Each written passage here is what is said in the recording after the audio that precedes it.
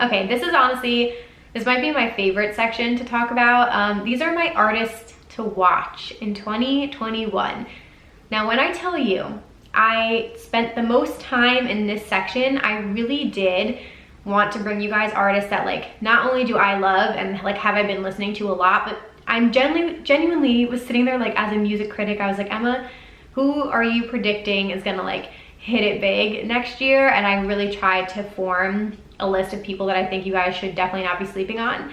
So, okay, my number one is John Summitt. John Summitt is somebody I want to have on the podcast. I'm trying to manifest it to happen.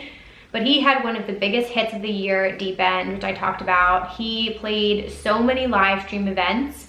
He is garnering a ton of support from really major artists. He played a back-to-back with Gorgon City that was amazing.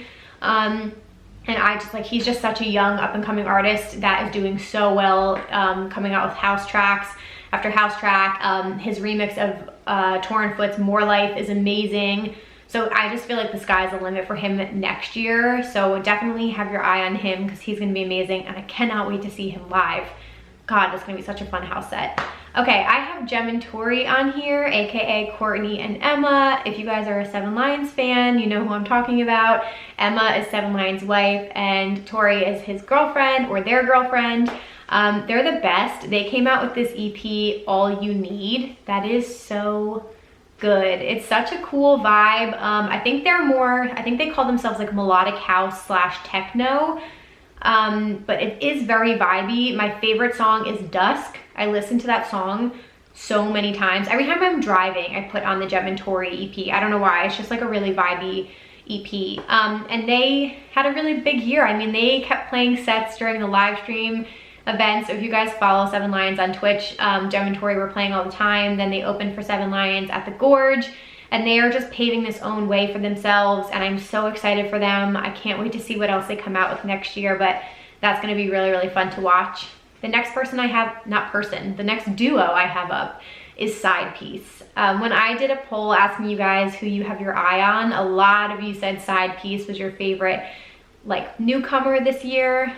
They are Grammy nominated, people. They are nominated for a freaking Grammy. And if you didn't know, Side Piece is a collaboration between Party Favor and Nitty Gritty, who individually have had their own successes and are amazing artists, but together, the potential they have with Side Piece, the fact that they were nominated for a Grammy together says a lot.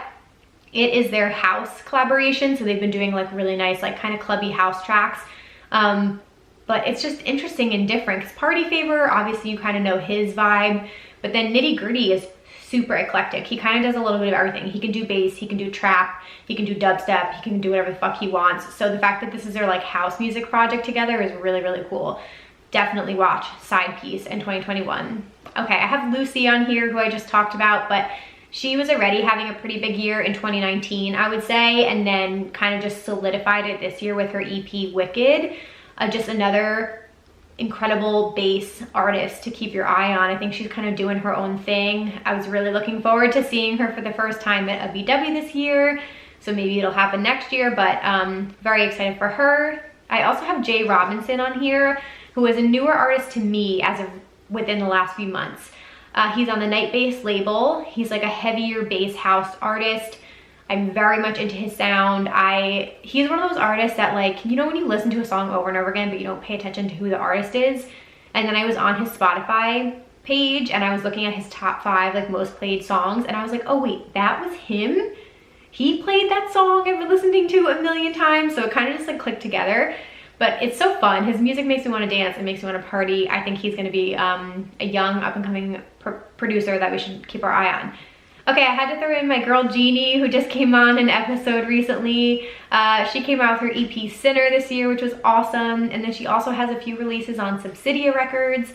And not only that, like that is solidifying her alone as a staple bass music artist that you guys should keep your eye on. But she's also making waves with her platform Girl Gang, which we talked about in a previous episode. Definitely go check that out. But she is creating this platform for female EDM artists and producers to get their music out there, and she's doing compilations, and she has a record label now, and she's doing the Girl Fest live stream event. So like she's just coming in hot, and doing amazing things for this community, and I love that she's lifting up female artists. So definitely watch Jeannie. She's gonna be up to big things next year.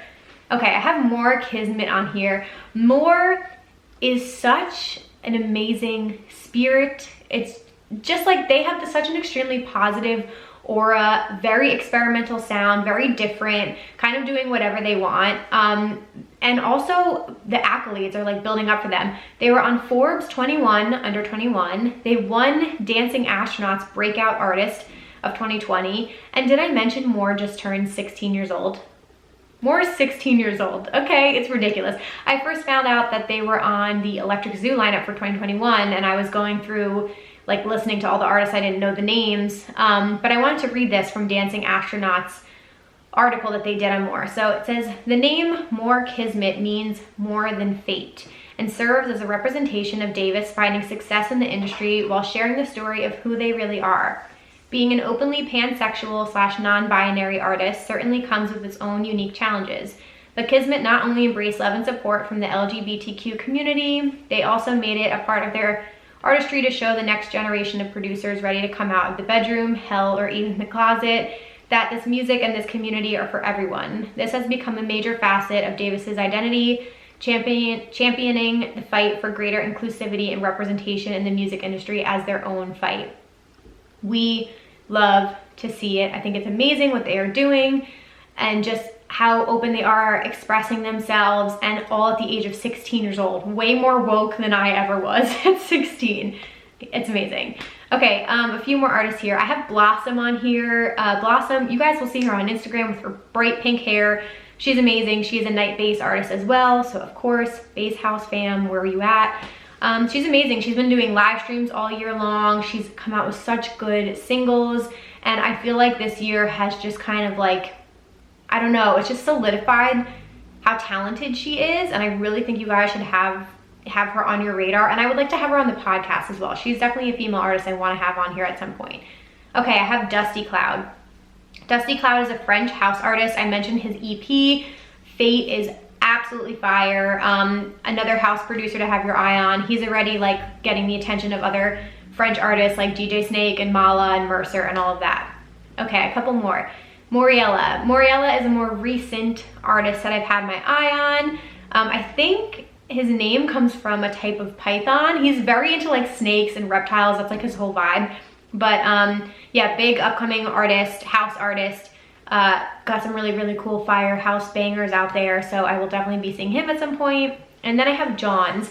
Johns, J-A-W-N-S. I saw him open for Dylan Francis at Avant Gardner in October 2019. It was a really, really fun set. And now since then, I've seen his name on other lineups.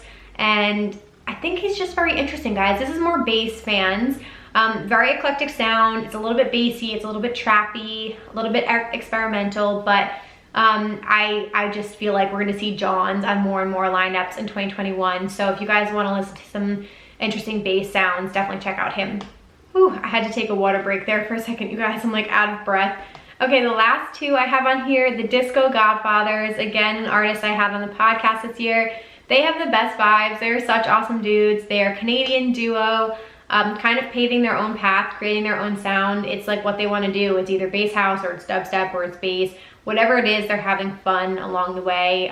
Their new single, Syrup Dreams, is a banger. It's really, really good. And they also remixed Kylie Minogue's Can't Get You Out of My Head, which was really well received. That's up on SoundCloud if you guys want to listen to that. Last two artists I have here, my female artists. What's up, ladies? Okay, female dubstep producer that you should be watching is Lizzie Jane. She's had some releases on Subsidia Records, and she's one of those people that, like, as I've spoken to other artists in this community, they keep bringing her up. So I think Jeannie brought up Lizzie Jane. The Disco Godfathers brought up Lizzie Jane. So she's just somebody that's like keeps coming up. But I want to read this. This is from EDM Identity. It says she's had releases on Canniballin, Night and Gin, and Girl Gang. Lizzie's high energy brand of bass music has already led to a ton of success.